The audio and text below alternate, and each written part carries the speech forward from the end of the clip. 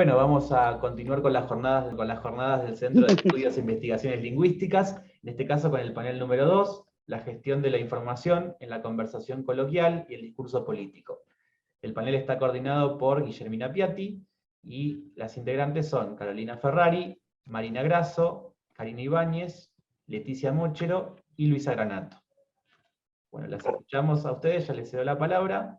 Muchas gracias. Bueno, gracias por estar, gracias por esta invitación a compartir lo que hacemos. Voy a proyectar entonces PowerPoint, espero que salga. Bien. Bueno, este proyecto, como dijo Lucas, se llama La gestión de la información en la conversación coloquial y en el discurso político, y empezamos, bueno, es un proyecto pandémico, podríamos decir. Nos tocó como a todos, ¿no? Este periodo difícil, pero avanzamos igualmente. Las integrantes, bueno, son Carolina Ferrari, Karina Ibáñez, Luisa Granato, Marina Grasso, María Leticia Mochero, y está este proyecto. Lo que queríamos decir es que, bueno, no somos nuevas, ustedes ya nos conocen, somos viejas, viejas investigadoras, no investigadoras viejas. Por favor. Y no, solamente quería recalcar que desde el año 2000 venimos investigando la conversación coloquial en distintos proyectos, por eso me parece importante para esta instancia que se viera bueno, esta continuidad. El que presentamos hoy particularmente tiene que ver con un aspecto de la conversación, que es cómo se gestiona la información. Lo enmarcamos en la pragmática interaccional, nos interesa estudiar las funciones diversas que los participantes proyectan en las interacciones, analizamos ciertos recursos léxico-gramaticales, discursivos y fonológicos, para determinar significados pragmáticos y situados. Eso sería el resumen de nuestro proyecto. Voy a hacer, hago una aclaración, voy a hacer una presentación general rápida del proyecto, porque es lo que más me interesa, que cada una vaya mostrando lo que estamos haciendo en este momento. Me parece que es la idea de esta jornada, ¿no es cierto? El marco teórico es un marco general que venimos trabajando desde otros proyectos, que, bueno, desde el dialogismo de Linnell, la lingüística interaccional de Cooper-Cullen y Seltin, los trabajos de Lindström, todos aquellos que tienen que ver con el dialogismo, la interacción y una idea, un enfoque pragmático, por supuesto, de la interpretación. También los trabajos de Arendale, por supuesto, desde la pragmática interpersonal, que conceptualiza la conversación como un logro interaccional, que toma la díada como unidad mínima de análisis, y que trabaja con la posibilidad de interpretaciones disímiles entre los hablantes, con la provisionalidad de esas interpretaciones, los efectos proactivos y retroactivos, la interdependencia. Bueno, esta es el enfoque hacia muy grandes rasgos de lo que sería la pragmática interpersonal que nos enmarca el proyecto. Y también, por supuesto, para este aspecto específico del proyecto que tiene que ver con cómo se gestiona la información, tenemos ciertos marcos específicos, por supuesto, ¿no? Desde una lingüística más cognitiva, por ejemplo, los trabajos de Morganti, Carasa y Riva, que atienden a la intersubjetividad, a la idea de cómo se co-construye el terreno común. Ellas hablan de convergencia intersubjetiva. Los trabajos de Robert Stolnaker, que propone la idea de la construcción de un proyecto de indagación a partir del dinamismo conversacional. Los trabajos de Heritage y Drew, que particularmente plantean el conocimiento en forma de gradientes epistémicos, cómo avanza la conversación y cómo los hablantes, a partir del saber más, saber menos, formulan aserciones, preguntas y van ajustando precisamente lo epistémico, lo que sería el conocimiento para estos autores a lo largo del desarrollo de la conversación. Y también, por supuesto, trabajamos con marcos teóricos específicos para cada tema, para cada línea de investigación del proyecto, para abordar, por ejemplo, la modalidad interrogativa. Aquí hay algunos autores y citas, por supuesto, que podemos, quien lo necesite, les damos toda la bibliografía, solo como para ver qué autores nos orientan. Para todo lo que es la marcación discursiva también hemos encontrado varios autores de distintas líneas de trabajo. para el posicionamiento, la postura y la evaluación, que es un tema que tiene que ver con la construcción de la identidad de los participantes en las interacciones, y para el discurso político, particularmente para poder hacer la comparación que tiene como objetivo este proyecto. Entonces el objetivo general es indagar acerca del accionar de los participantes, tanto en la conversación coloquial como en el discurso político, en relación con la gestión de la información, que se pone en evidencia por medio de recursos léxico-gramaticales, discursivos y fonológicos, ¿sí?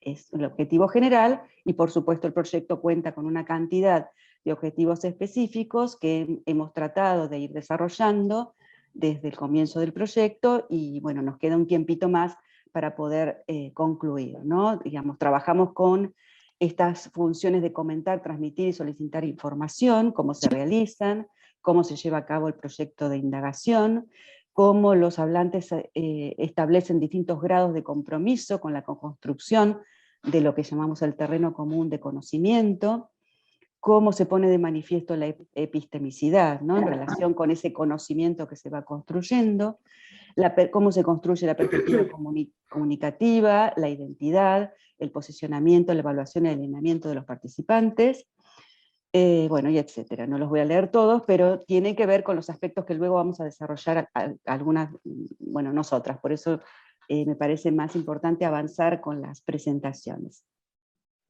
El corpus, la metodología es una investigación, por supuesto, básicamente cualitativa, desde perspectivas funcionales, desde la pragmática interaccional, como dijimos. Tomamos técnicas cualitativas como la observación, la interpretación, tratando de acercarnos a las percepciones de los participantes y tratando también de explicar o ver cómo se construyen e interpretan los significados. Por supuesto, los textos en relación con los contextos en los que se producen. El corpus está compuesto por 60 interacciones dialógicas y polilógicas, 60 conversaciones entre estudiantes universitarios, y en este caso, para el análisis del discurso político, incluimos entrevistas radiofónicas y también televisivas, además tenemos los registros de los debates que se hicieron en ocasión de las elecciones presidenciales, tanto del 2015 como del 2019.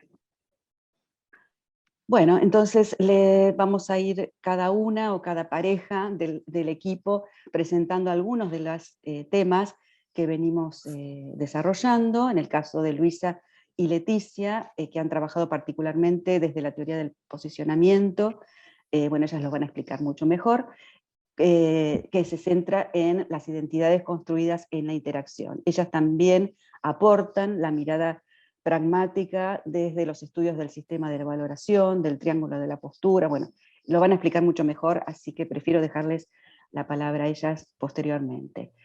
En el caso de Marina y Karina, lo que van a presentar en esta instancia es su estudio sobre esas expresiones interrogativas, precisamente sin búsqueda de información, ¿no? Encaradas con el verbo saber.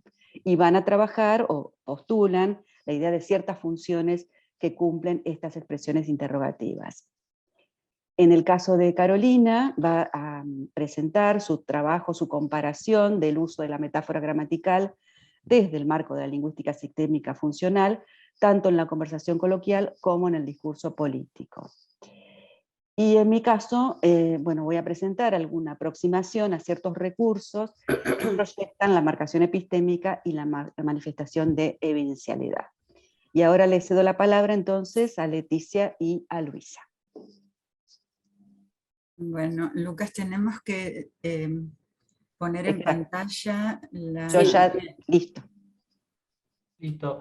Sí, podés ir a la parte de compartir, Luisa, y ahí elegir. No, pero Leticia, sos vos la que tiene que... Sí, acá está, acá está. Ahí está compartiendo. Ahí se ve. Bueno, hola, buenos días a todos. ¿Cómo están? Un gusto poder estar acá hoy. Muchas gracias por la invitación.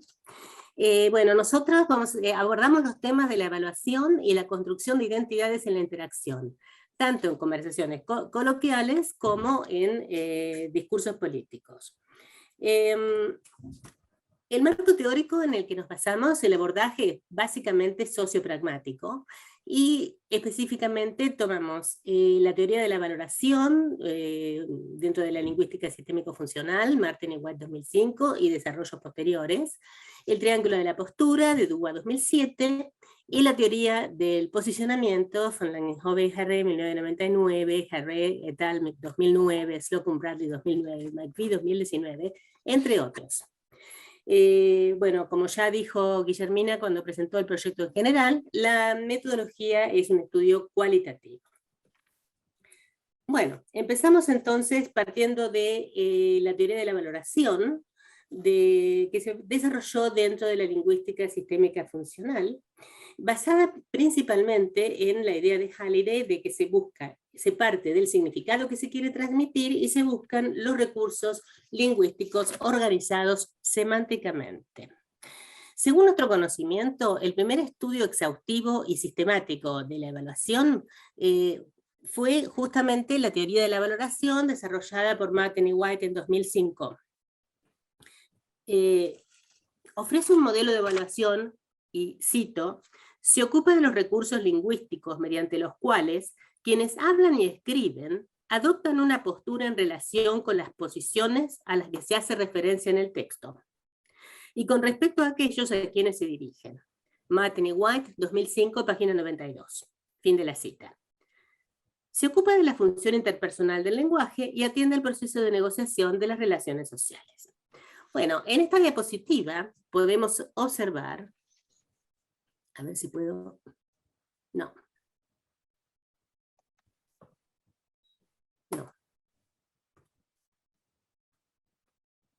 Perdón, se me fue la diapositiva. Ay, no la puedo volver. No puedo creer. Salí y... Ahí cambió. Salí de ahí. No, pero quiero la anterior. Y claro, bueno, pero ponete en el... Ahí. Bueno, la valoración entonces está dividida, digamos, comprende 3 subsistemas. El sistema del compromiso, de la actitud y de la graduación. Mediante el sistema de compromiso, los hablantes se constituyen como abriendo un espacio para opiniones diversas o cerrándolo.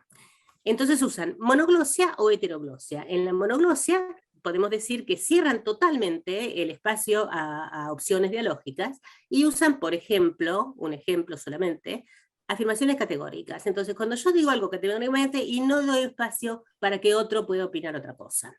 En cambio, en la heteroglosia se abre el espacio a otras opiniones y puede ser, digamos, muy brevemente, de restricción dialógica o de expansión dialógica.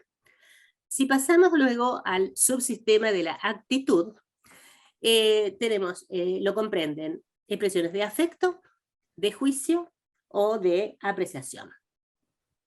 Bueno, en el afecto, otra vez se me fue.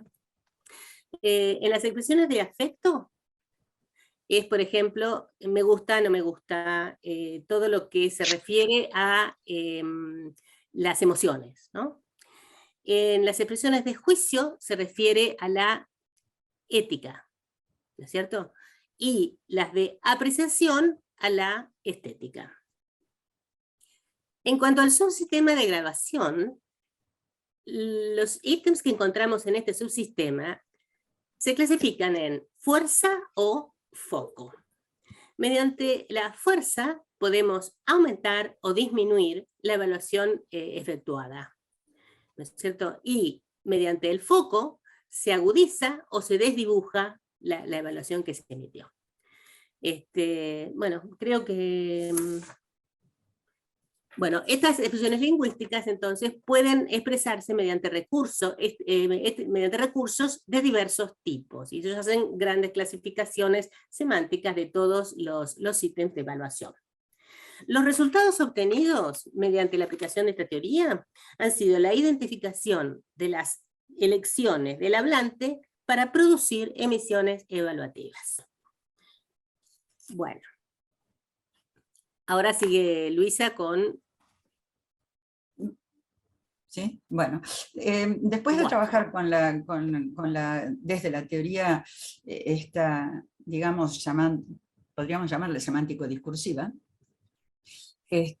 aplicamos también los principios del triángulo de Dubois, que es una postura básicamente interaccional, ¿no? Entonces ofrece una mirada novedosa al tema, ya que Dubois considera que el acto de evaluación es producido interaccionalmente, y lo demuestra con este triángulo que está en la diapositiva, y señala que la evaluación es producida por 3 actos o componentes, que son evaluación, posicionamiento y alineamiento, como está indicado en el triángulo, y participan el sujeto 1 y el sujeto 2,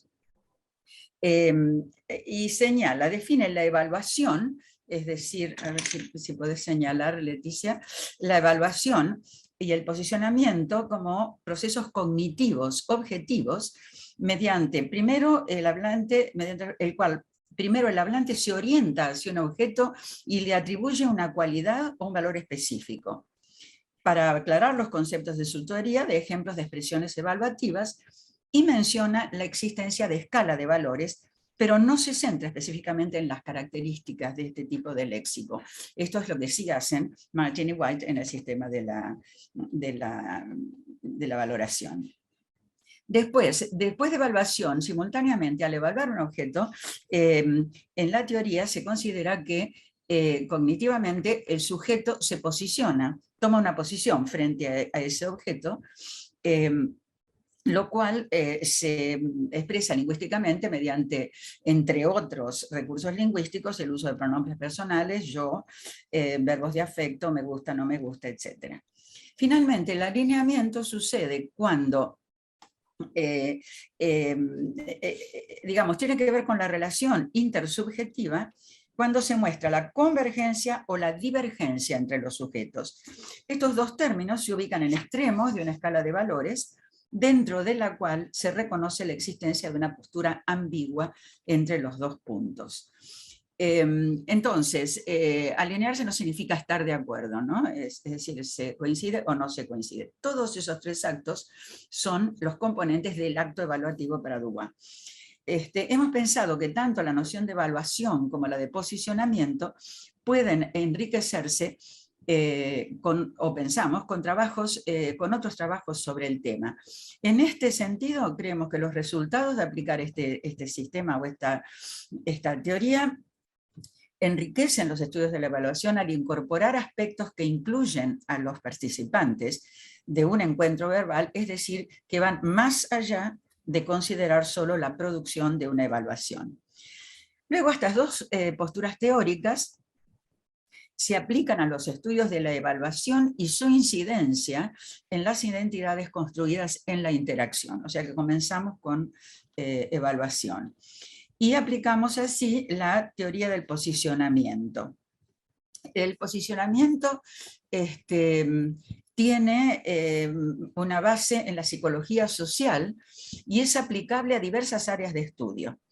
Identificamos la identidad que se proyecta en la interacción a partir de evaluaciones producidas en el discurso interactivo oral. Luego incluimos otras funciones discursivas y los efectos que estas otras funciones también tienen en la construcción de las identidades. El principio de esta postura teórica es que el posicionamiento se da de acuerdo a 4 ejes graficados por medio de un diamante en cuyas facetas se ubican identidad, actos discursivos, deberes y derechos y experiencias de vida del hablante, lo que llaman storyline. Esto permite identificar relaciones entre esos componentes y aspectos diversos de la postura de los hablantes. En el año 1999, en un volumen editado por Langenhove, aparece ya, digamos, la teoría establecida y desarrollada, y todos los autores acuerdan con la idea de que el acto del posicionamiento se relaciona, cito, con la asignación de partes o roles fluidos o cambiantes a los hablantes en la construcción discursiva de historias personales que hacen que las acciones de una persona sean inteligibles y relativamente determinadas como actos sociales. Esto es Harré 2009. La teoría del posicionamiento agrega la idea de que los humanos constantemente se posicionan a sí mismos en la interacción y posicionan a los demás participantes, ¿no? Y a su vez son posicionados en el curso de la interacción como, por ejemplo, poderosos o débiles, dominantes, sumisos, etc. Pero esto, se contrapone a la idea más tradicional de rol, que se considera como algo fijo y que no cambia. Las posiciones son fluidas y pueden cambiar de acuerdo a la situación en que la gente se va encontrando en el paso a paso de la interacción. Bueno, al principio, y eso ya lo pasamos, se trabajó como un triángulo. ¿Podés volver al triángulo, Leticia, un segundo? Que se usaba para la representación de los componentes del posicionamiento. Y una posición se refiere a los atributos personales y morales de un participante o de un individuo. En esta definición, el concepto de identidad se incorpora vagamente. El vértice incluye los derechos y los deberes o obligaciones de los participantes que se representan mediante las órdenes morales que se ponen en juego en cada paso de la interacción. La historia de vida, o storyline, es aquello que alude a representaciones que se comparten culturalmente y que existen previamente a la conversación, pero que también la historia se puede ir creando o recreando en el desarrollo de la interacción. Los actos de habla, tal como los conciben Austin y Searle y autores posteriores, tienen efectos ilocutivos o fuerza social, a través de los cuales se van posicionando a los interlocutores dentro de una historia de vida determinada. Es decir, estos tres elementos en el triángulo convergen para determinar el significado de las acciones sociales y ayudan a comprender los episodios sociales o historias de vida que, a nuestro entender, contribuyen a la interpretación del significado pragmático en el discurso. Luego, en la diapositiva que sigue, aparece la graficación que hace Slocum Bradley en 2009, quien nota algunas debilidades en la presentación del triángulo, porque no se diferencian, en su modo de ver, los componentes tal cual ella cree que podría hacerse. Entonces, con el objetivo de superar esta problemática y obtener por ese medio mejores explicaciones al desarrollo de los episodios sociales, reemplaza el triángulo por el diamante que vemos en esta figura. Acá las fuerzas sociales de los actos discursivos y la historia de vida tienen los mismos significados que se presentaron en el triángulo. El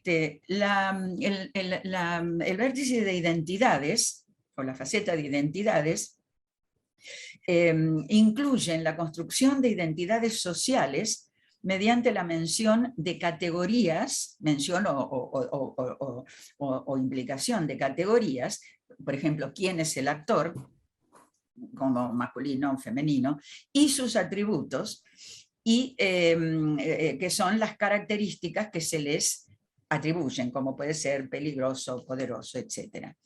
Ambas categorías y atributos son aspectos de la identidad. Luego, los derechos y las obligaciones también se refieren a las órdenes morales, como se definió en el triángulo y en estudios previos, pero acá se ubican solos en una faceta diferente. Esto permite una mejor identificación de las características de los cuatro componentes mencionados. Se hace hincapié en que estas facetas son determinadas mutuamente y se enfatiza la relación que existe entre ellas, entre los cuatro elementos, y la influencia mutua que ejercen los unos sobre los otros. Opinan que el cambio de uno de estos componentes altera todo lo demás. Nosotros lo preguntamos en unos encuentros que hicieron especialistas donde estaban Slocum, Bradley y McVie, que es la que lleva un poco la organización de todas estas reuniones de la teoría del posicionamiento, y notábamos que a veces no era tan así y que se podían alterar algunos de los componentes y no otros. Y lo preguntamos y nos dijeron que efectivamente era así. O sea que no es tan rígida esta definición. Bueno, después este diamante que diseñó Slocum Bradley lo elabora McVie lo elabora McVie de esta manera y reemplaza el diamante como un cuerpo geométrico en vez de como una figura geométrica, porque entiende que explica mejor las diferentes facetas que se han descrito hasta ahora, y además, con todas las facetas que puede tener un triángulo, diamante, se pueden incorporar nuevos componentes que interesen a los distintos estudios, cosa que ya se ha hecho en trabajos presentados en estas reuniones que se hacen en Buffalo, en Estados Unidos. Bueno, nosotros vemos acá el triángulo, el diamante grande con los cuatro componentes, y la relación mediante la flecha con diamantes más pequeños que están a la derecha, que son los diamantes que pueden ir situándose en distintos tiempos de la interacción. Entonces, a través de eso se muestra digamos, los cambios permanentes de la interacción y cómo estos componentes pueden o agregar nuevos componentes o cambiar las características. Bueno, en esta vorágine de presentación, por cuestiones de tiempo, mostramos muy brevemente, de todos los estudios que hemos hecho, un ejemplo de cómo se atribuyen las identidades, cómo atribuye el hablante o se atribuyen las identidades tanto en el discurso interactivo político como en el coloquial, y marcamos muy brevemente algunas diferencias que se reiteran en los dos corpus analizados. Las diferencias están determinadas en gran parte por las funciones típicas de los dos tipos de interacciones. Este primero es un ejemplo de conversación coloquial en el cual un amigo de los hablantes encontró un teléfono nuevo de alta gama y decidió no intentar devolverlo. Entonces, Lucio dice, a partir de su tercera participación, es capaz de haberle sacado el chip, todo, al toque, rata. Y Denis dice, ¿qué rata? Vos imaginate si vos te encontrás semejante celular. Y Lucio dice, y lo dejo un par de días con el chip para que llamen. Y dice Denis, qué boludo, ¿y lo devolvés? Y Lucio dice, más vale. ¿Qué? ¿Vos si perdés un celular no te gustaría que te lo devolvieran? Y Denis dice, sí, boludo. Si encuentran un celular de 1000 mangos, capaz que me lo van a devolver. Un celular de 1000 mangos, ¿qué mierda lo van a devolver? Bueno, hay acá un juicio negativo emitido por Lucio sobre su interlocutor al posicionarlo como deshonesto, y simultáneamente, mediante esta censura, se posiciona a sí mismo como honesto. Esto es lo que sostienen los estudiosos de la teoría, que cuando alguien posiciona a otro, muy frecuentemente se posiciona a sí mismo en una postura contraria, ¿no? El discurso coloquial tiene como función principal reforzar el vínculo que une a los participantes y compartir momentos placenteros, más allá de que se puedan producir discusiones por falta de acuerdo sobre algunos temas de tonos más subidos, ¿no? En general, no se establecen competencias por construir una imagen que supere a la del otro, una autoimagen que supere a la del otro, y si bien las disidencias se manifiestan frontalmente, por lo general no son ni acusatorias ni desafiantes. El fragmento siguiente forma parte del debate entre los candidatos, entre los candidatos Scioli y Macri antes de las elecciones de 2015. Y cito acá un pasaje de Macri como ejemplo de algo muy agresivo y fuertemente confrontativo. Cuando está hablando Scioli de decir la verdad y demás, Macri dice, te quiero preguntar, vos que hablas de que vas a poder generar confianza porque la confianza se basa en la verdad, ¿no? Yo te pregunto, cuando la Presidenta de la República dice que en la República Argentina hay 5% de pobres, 5% de personas en la pobreza, ¿miente o dice la verdad? Cuando Aníbal Fernández dice que en Alemania hay más pobres que en Argentina, Daniel, ¿miente o dice la verdad? La Presidenta y el jefe de gabinete, cuando hablan de pobreza, ¿mienten o dicen la verdad? El hablante acá mantiene, posiciona negativamente a su interlocutor al censurar el partido al cual éste pertenece y simultáneamente se posiciona en una postura opuesta. El discurso político es básicamente persuasivo y los políticos tienden a criticar o hasta denostar al adversario y como contraste a presentarse a sí mismos en la identidad contraria, siempre positiva. Los recursos utilizados son frecuentemente no atenuados, acusaciones directas, desafiantes y en varias oportunidades cargadas de ironía o sarcasmo. Bueno, perdonen la rapidez de todo esto, pero era muy difícil resumirlo. Hay una última diapositiva que tiene bibliografía más específica de Dubois del Triángulo de la Postura, el segundo es de el escrito fundacional de la lingüística sistémica de Martin y White, y los demás son los trabajos que citamos en esta presentación. Bueno, gracias. No, al contrario. Bueno, seguirían entonces Marina y Karina, ¿no es cierto? Voy a compartir pantalla para la presentación. Mientras hago esto, aprovecho para agradecerles muchísimo el espacio y la invitación. Siempre es bueno poder compartir e intercambiar acerca de lo que vamos haciendo. Así que bueno, nuestra presentación... Y escuchar a colegas, ¿no? Por supuesto. Eso es que más me gusta a mí. Bueno, nosotros vamos a compartir hoy parte de nuestro último trabajo. Venimos trabajando en estructuras interrogativas que van más allá de la búsqueda de una respuesta informativa, y hoy vamos a contarles acerca de los usos del verbo saber en conversaciones informales y en entrevistas a Cristina Fernández. Por esta razón, por el hecho de que estas interrogativas van más allá de la búsqueda de una respuesta informativa, es que son manifestaciones de indireccionalidad, que encierran un acto primario de preguntar, y en estos casos realizan un acto indirecto que sería el de enfatizar. Las instancias que analizamos aquí son interrogativas compuestas, ya que presentan dos incógnitas, una que responde a la interrogativa total, ¿sabes o no?, y otra incrustada de carácter parcial, por ejemplo, ¿cuánto sale viajar a Brasil en micro?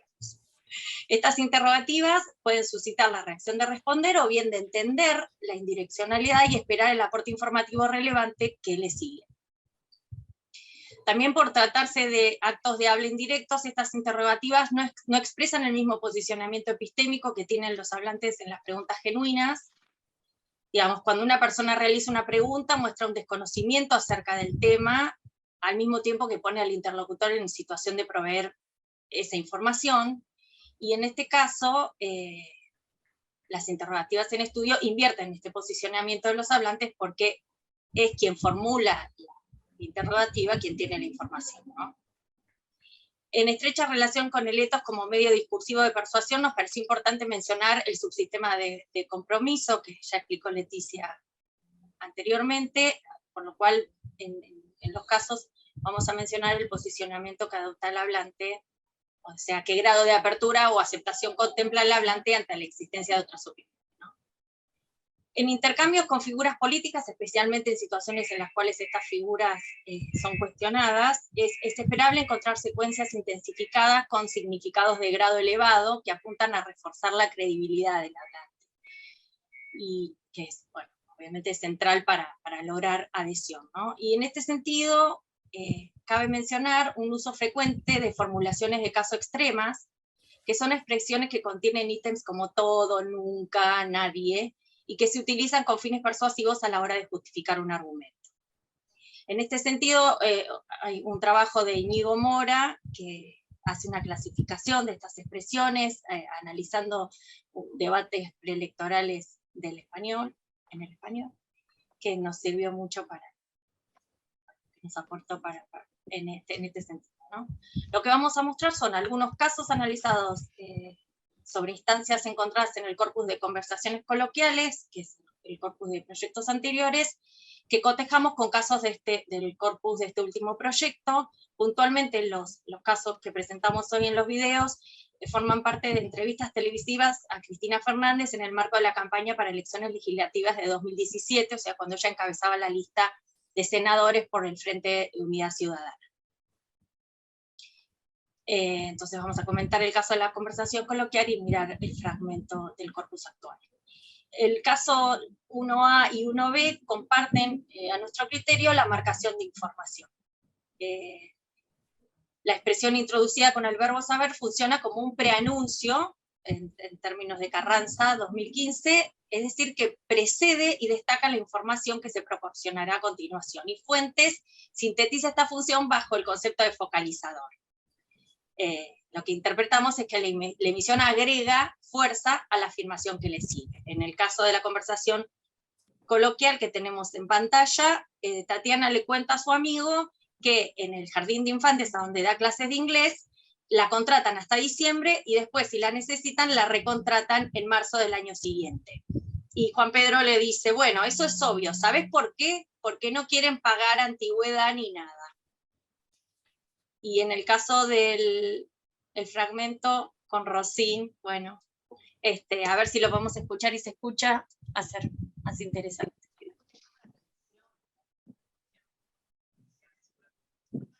¿No se escucha?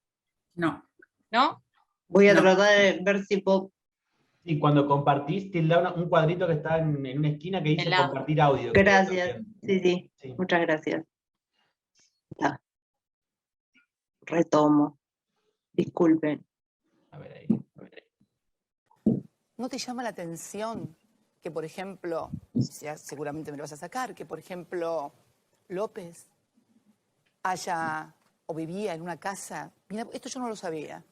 Esto me enteré por los diarios, que López vivía en una casa que es de un empresario de la construcción, Farallón Gutiérrez. ¿Sabés de quién es aportante Gutiérrez? De Cambiemos. De la campaña. De Cambiemos. ¿Sabés con quién tiene fotos Gutiérrez? Con Michetti, porque además de aportar a Cambiemos, Gutiérrez, el dueño de la casa donde vivía López, aporta a la Fundación Suma de la vicepresidenta Michetti. Entonces, yo digo, ¿cómo puede ser que yo no me haya enterado?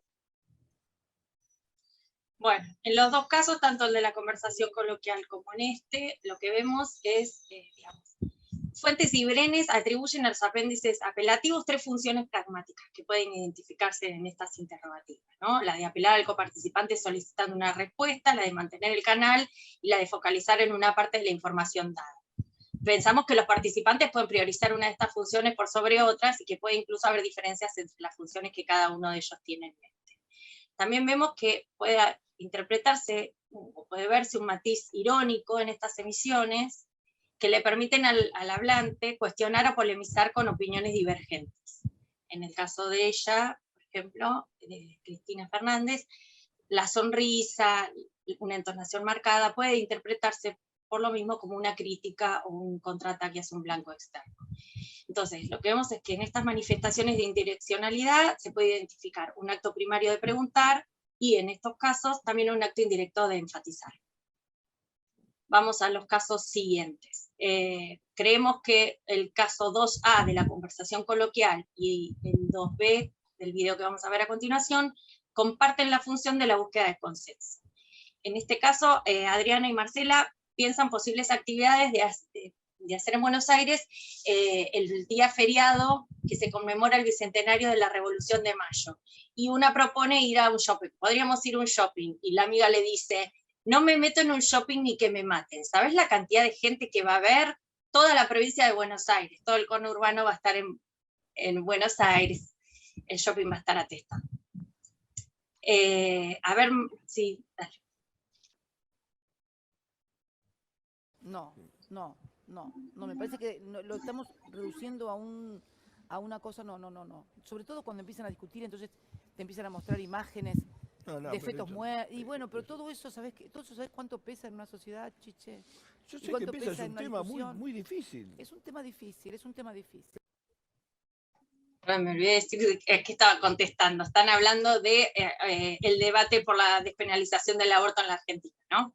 En estos casos lo que vemos es que la interrogativa no solo anuncia la información que se presentará luego, como en los casos anteriores, sino que además expresa el argumento, ¿no? del hablante. No. Perdón. Sí. Las emisiones en cuestión señalan catafóricamente el argumento que se desea esgrimir y de este modo buscan implicar a su interlocutor haciéndolo cómplice de lo que se va a decir. Esto es una idea de Vigarro, 80. Cari, podés seguir si querés con los casos siguientes. Entonces, en este par de casos que voy a mostrar ahora brevemente, el sabés no es un marcador incluido en una pregunta de las que vimos hasta ahora, sino que tiene su sentido pleno porque es el contenido justamente de lo que se está discutiendo, lo que se sabe y lo que no se sabe.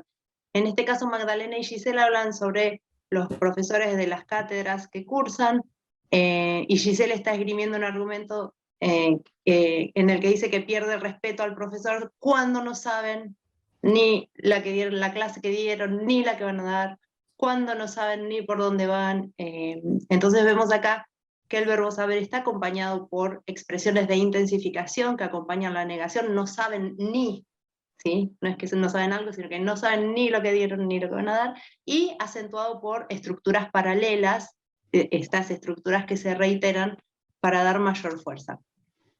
En el caso Cristina habla acerca de las acusaciones sobre el caso Nisman.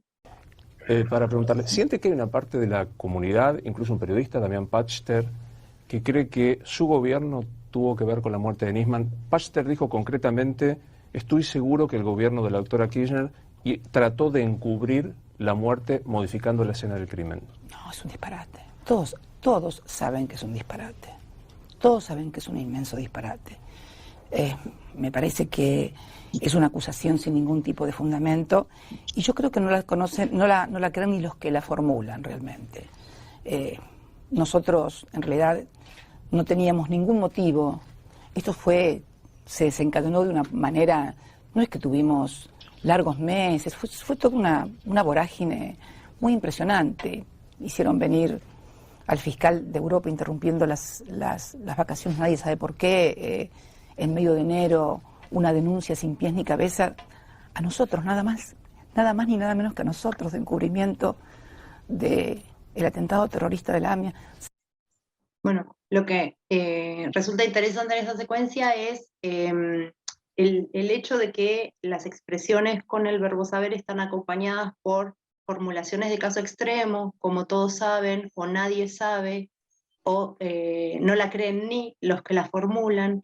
Está acompañada con negaciones rotundas y permite a la locutora establecer como una especie de polarización entre su opinión, que es compartida por todos, y el accionar de la justicia que nadie entiende o que nadie sabe por qué es de este modo. Entonces, establecer ahí una polarización que es bastante marcada. Pasando rápidamente al caso 4, estos casos, este último par de casos tienen una especie de función de interpelación en la conversación coloquial. En este intercambio, Ariel va a jugar un poco con su amiga, porque la amiga malinterpreta el sentido de la frase, ayer estuve con Karen. Ella interpreta que tuvo un encuentro sexual, entonces quiere indagar y saber más, y él, entendiendo que hubo un malentendido, va a divertirse tratando de proporcionar algunas informaciones, pero en algún momento ella dice, ¿sabes qué? No te creo nada. Lo interesante de esta secuencia es que ella no va a dar el aporte informativo hasta que no logra, aparentemente, lo que persigue, lo que parece perseguir, y es que su interlocutor reaccione a la pregunta que ella hace. ¿Sabes qué? ¿Sabes qué? ¿Sabes qué? Recién cuando él dice qué, que sería aparentemente la respuesta que ella está buscando, ella dice no te creo nada de lo que me decís. Por eso entendemos que hay acá una función de interpelación que es similar a esta de Cristina Fernández. En este cierre de entrevista con Novarecio, ella reacciona a una pregunta que le formula el periodista. ¿Hay algo que no le he preguntado que quiere decir? No, me pareció excelente todo. Hay una expresión del cuestionario de Bernard Pivot, que es un gran periodista francés que hace cuestionarios, que termina con 2 preguntas. La primera es, respetuosamente, ¿dijo siempre la verdad en este reportaje? Sí, absolutamente. Sí, absolutamente. Vos sabés que sí. Vos sabés que sí. Vos sabés que sí. Vos sabés que sí. Puedo tener muchos defectos. El mentir nunca fue mi hobby y además me sale horrible. No, vos sabés que sí, Luis. Bueno, lo interesante en este caso es también que el uso del verbo saber con su sentido pleno está utilizado en afirmativas que afirman categóricamente un estado de conocimiento del interlocutor. Esto está aumentado y acentuado por las repeticiones que son propias y exactas. En cuanto al grado de fijeza, son repeticiones exactas y numerosas. Hay una quinta repetición de vos sabés que sí, acompañada por el nombre del interlocutor al que interpela, y entendemos que esto puede deberse a que, aunque el periodista dice formular su pregunta respetuosamente, la pregunta que hace estaría cuestionando directamente el ethos de credibilidad de la figura política. Entonces, bueno, brevemente mencionamos algunas diferencias entre la conversación coloquial y el discurso político que entendemos Tenemos más tiempo, Sí, que refieren al tipo de evento comunicativo del que se trata. Pero lo que nos parece rescatable es lo que tienen en común estas interrogativas en ambos eventos comunicativos y obviamente con distintas finalidades, que son justamente estas funciones agregadas a la función fática de preguntar y un posicionamiento que sería de contracción dialógica, porque si bien las interrogativas que veíamos al principio tienen justamente una forma interrogativa que podría habilitar alguna reacción del interlocutor, estas expresiones ocurren en manifestaciones bastante firmes del locutor, entonces por eso entendemos que son de contracción dialógica. Hay un componente dialógico, pero a su vez hay un espacio reducido para la presentación de opiniones divergentes. Bueno, eso sería todo por nuestra parte. Muchas gracias. Bueno, gracias chicas. Carolina y yo tenemos que exponer en 15 minutos, así que vamos a tratar de acelerar un poquito, ¿sí, Caro? Sí, vamos a tratar de... Gracias. Voy a tratar de compartir pantalla, estoy con 2 computadoras. Ahí creo que se ve.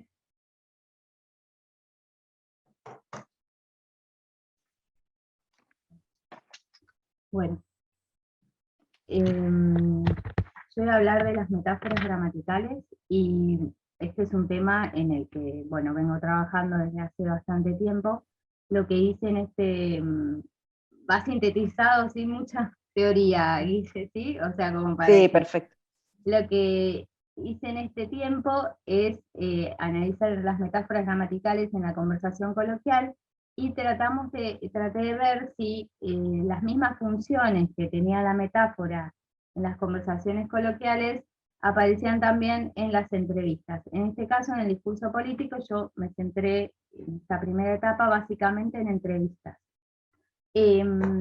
Así rápidamente, la metáfora gramatical difiere de la léxica y esto se ve específicamente en el marco de la lingüística sistémico-funcional, que creo que, que Halliday inicia los estudios sobre la metáfora léxica, y es sobre la metáfora gramatical, y es dentro de esta teoría, básicamente, en la que se estudia la metáfora gramatical. Él y sus seguidores han estudiado esto. Entonces, es un estudio que está muy dentro de la lingüística sistémico-funcional. En la metáfora gramatical es rápidamente la situación en la que unos significados que típicamente se realizan con un patrón lingüístico, se utiliza otro patrón lingüístico con funciones y usos específicos. Por ejemplo, sería el caso de metáfora gramatical, la nominalización. Entonces, bueno, voy a presentar algunos ejemplos. En primer lugar, el primer ejemplo es de la conversación coloquial, ¿sí? Y acá me centré en las metáforas gramaticales textuales, ¿no? Las metáforas gramaticales textuales son las que tienen que ver con cómo se presenta la información y si es esto de información nueva o información compartida. En trabajos anteriores, sobre la conversación coloquial, habíamos llegado a la conclusión de que las construcciones como lo que pasa es que, ese tipo de construcciones, funcionan en español como metáforas textuales. Porque, básicamente, porque requieren un doble análisis transitivo para su comprensión. Entonces, en este fragmento, la hablante están hablando de unas sandalias, un taco que se le rompió, y la hablante dice, lo que pasa es que mi mamá me llevó a arreglar la sandalia y no sé cuántas tapitas le puso. Entonces, acá tenemos, bueno, esta construcción con lo que pasa es que, y como decía, requiere un doble análisis transitivo. En la versión metafórica tenemos el identificado, que es lo que pasa, un verbo relacional, que esto es lo importante, por eso es el doble análisis transitivo, y un identificador, que mi mamá me llevó a arreglar el zapato. Y la versión congruente tendría un proceso material, que es llevar, mi mamá llegó a arreglar el zapato, sería la versión congruente, la versión más típica en esta teoría, que es la no metafórica, ¿no? En este caso en particular, la estructura sirve para introducir un personaje nuevo en la anécdota, ¿no? Esto se podría lograr con la versión congruente, pero creemos que sería menos efectivo, y estas estructuras que se utilizan un montón en la conversación coloquial, son más, por ahí más cooperativas.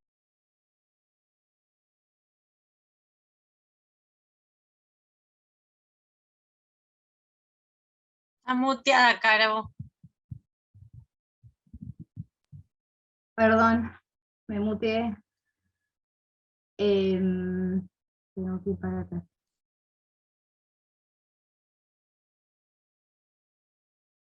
Decíamos que en el discurso político se utiliza de manera similar. En este caso, el gobernador de la provincia de Buenos Aires está hablando sobre, en una entrevista en el verano, sobre la temporada en Mar del Plata, y dice, lo que está pasando es muy, bueno, primero usa despampanante, pero en realidad quería usar impresionante.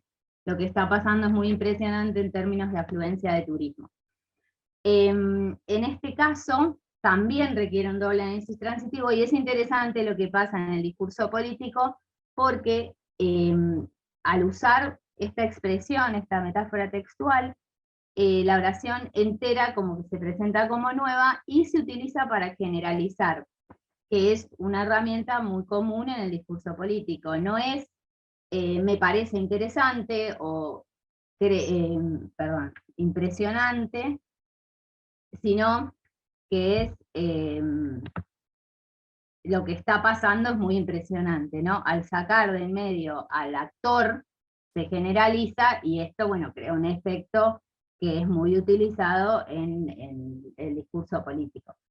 Igual ahí hay que aclarar que hay otra metáfora, que es una metáfora interpersonal, que es impresionante. La versión congruente ahí sería me impresiona la afluencia, pero bueno, él usa impresionante. Esto es muy común también, que las metáforas gramaticales se agrupen, porque el efecto es mayor, y lo que hacen es condensar mejor el significado cuando están agrupadas. Bueno, esto pasa muchísimo, pero presento este solo ejemplo por el tiempo, ¿no? Ahora, en el segundo caso, este caso es más parecido a una metáfora léxica, pero también vimos en este tipo en la conversación coloquial, que las metáforas léxicas más tradicionales, digamos, se benefician del doble análisis transitivo que hace la lingüística sistémico-funcional de las metáforas gramaticales. En este caso, decía, le caían las fichas de un montón de cosas, como diciendo que entendió un montón de cosas, ¿no? Obviamente, haciendo un doble análisis transitivo, si entender y le caían las fichas tiene distinto análisis transitivo, y lo que acá se ve es que este tipo de metáforas podría actuar desde, que Leticia, bueno, ya lo explicó, desde la teoría de la valoración, como gradación, ¿no? La metáfora podría actuar, en comparación a la versión más literal, como foco que define más específicamente lo que el hablante quiere significar. No es lo mismo decir entendió que le caían las fichas, ¿no? Del mismo modo se utiliza en el discurso político, por ejemplo, en la misma entrevista, hablando del gobernador de la provincia de Buenos Aires, hablando de la exgobernadora María Eugenia Vidal, y bueno, de la mesa dice, cuando le preguntaron al ministro de Trabajo sobre esto, dijo, la gobernadora nos mandó en este tipo de reuniones, o sea que la tiró a la parrilla Vidal. No es lo mismo decir la acusó que la tiró a la parrilla, ¿no? Se necesita un doble análisis transitivo, y el efecto es mucho mayor en la versión metafórica. Pero eso no quita que sea también, desde el punto de vista, como una especie de metáfora gramatical, ¿no? Porque cambia el análisis transitivo. También en este caso, bueno, podríamos ya decir que la nominalización, también acá hay nominalización, también dice es muy impresionante. Tanto la metáfora como la nominalización permite objetivar un proceso expresándolo sin actor humano, de modo que los procesos nominalizados, que también son no finitos, no están atados a un tiempo específico con relación al tiempo de habla. Entonces, al remover tanto el actor humano como el tiempo, el proceso se vuelve no negociable, ¿no? El hablante entonces busca establecer una verdad general y cierta que está de acuerdo con una visión del mundo, con una serie de constantes fijas que actúan en formas lógicamente definibles. Esto también es muy utilizado en el discurso político, claramente porque necesita convencer, ¿no?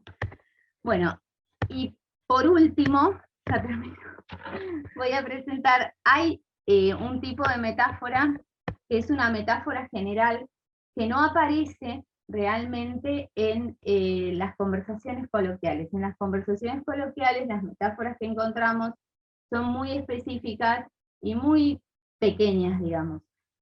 Hemos visto en el discurso político ciertos tipos de metáforas que comparan hechos de la realidad más que hechos del discurso. Por ejemplo, en este caso, el gobernador de la provincia de Buenos Aires habla del apagar el fuego, ¿no? De la forma en que recibió la provincia, cómo apagar un incendio, y se compara con que está apagando, que vienen los bomberos. Bueno, este tipo de metáforas no puede decir que esté en el plano del lenguaje, sino que está en el plano del mundo, digamos, de una comparación del mundo. Lo mismo pasa, hay otra más cortita para leerla por ahí, que dice el presidente Macri, sí, creo que este es cuando era presidente, dice, lo importante es el diálogo, me subí al avión que iba rumbo a estrellarse, está comparando el país con un avión, sin instrumental, porque parte de la lectura fui rompiendo todo el instrumental. Bueno, entonces está comparando el país con un avión, son comparaciones más grandes. La idea, que es lo que estudiaré a futuro, digamos, es que en estas metáforas que son más grandes, se ayudan de las metáforas gramaticales más pequeñas para formar esa metáfora grande, pero la metáfora no es una metáfora que pueda ser léxica o es léxica, pero no de componentes léxicos o de componentes gramaticales, sino referida a una visión del mundo. Y lo interesante, por ejemplo, aquí es que Macri repite en distintas entrevistas la misma metáfora, o sea que también es una metáfora armada dentro del discurso político, por ahí esa es la razón por la que no aparece en las conversaciones coloquiales, que son, desde algún punto de vista, más espontáneas. Bueno, creo que eso es todo, Guille. No sé Gracias, si Caro. No, gracias por, hizo un resumen, pobre Caro, para poder llegar, aunque sea mínimamente, con las exposiciones. Bueno, yo voy a tratar de... ¿Ya estás? Ahí está, sí. Bueno, espera que busco lo mío. Acá. Entonces, bueno, yo voy a mostrar solamente rápidamente lo que estoy haciendo, que tiene que ver con buscar la marcación epistémica y la manifestación de evidencialidad, tanto en la conversación como en las entrevistas a políticos, haciendo una diferenciación de grados, en mi opinión, más que de una diferenciación absoluta entre lo que sería la marcación epistémica, como la actitud del hablante frente al contenido expresado, y la manifestación de evidencialidad, dar cuenta de la fuente de información. Trabajé particularmente con algunos recursos, particularmente con el marcador creo, me parece, en lo que vemos también como grados diferentes de co-construcción. Lo que me importa quizás destacar en esta jornada es el punto de partida, hablamos de marcación, no hacemos una lista de marcadores y buscamos los marcadores en las conversaciones o el diálogo político, sino que trabajamos la marcación, como lo dice aquí por Roger Ballesteros, como una macrofunción. Entonces vemos que proyectan los hablantes a partir, sí, de ciertos recursos, pero el punto de partida es la marcación. Y en la gestión de la información nos interesan precisamente estos marcadores interpersonales de conocimiento que trabajan con el grado de certeza y con la fuente del conocimiento. En eso estaría lo epistémico y lo evidencial. Lo que observamos en uso, precisamente, es que no es taxativa la diferencia, sino que hay una labilidad funcional en el sentido de flexibilidad, no en el sentido peyorativo, ¿no? De la labilidad, sino en el sentido de que no es estable la función, tenemos que trabajar en contexto, como hacemos siempre. Es interesante, bueno, hay bibliografía, por supuesto, mucha, sobre el español particularmente, hay una tesis muy interesante de Fernando Bermúdez sobre la evidencialidad, en donde la trabaja más como una perspectivización, ¿no? Es decir, como un punto de vista de los hablantes frente a lo que están expresando. Y por supuesto, los trabajos de Cornille, que son básicos en cuanto a la distinción entre evidencialidad y modalidad epistémica y las relaciones entre ambas. Aquí les doy solamente un ejemplo, en el mismo caso de una conversación tenemos el uso de la misma hablante, en el primer caso un uso evidencial, en la línea 3, cuando dice que creo es lo peor, el dolor después de ser operada de las gargantas, y bueno, tiene la fundamentación en su experiencia personal, y por eso consideramos un uso evidencial de este verbo de conocimiento, y luego a continuación dice, está hablando del helado, y creo que me comía 1 kilo de helado, más o menos, ¿no? Entonces, fíjense que en ese último caso estamos trabajando con una marcación epistémica, con una cuestión de falta de certeza en cuanto a la cantidad, que está acompañada de otros recursos, como vemos siempre, ¿no es cierto? En este caso hay un cambio aspectual entre el perfectivo y el imperfectivo, o el uso del pronombre intensificador, ¿no? Me comía, que hablan de la falta de certeza, o de la idea de probabilidad, o incluso de plantear una realidad hiperbólica, pero no real, ¿no? Lo mismo encontramos en el discurso político. Lo que queremos ver en el discurso político, o lo que estamos viendo, es que hay un juego con estas diferenciaciones entre lo que sería la falta de certeza y la evidencialidad.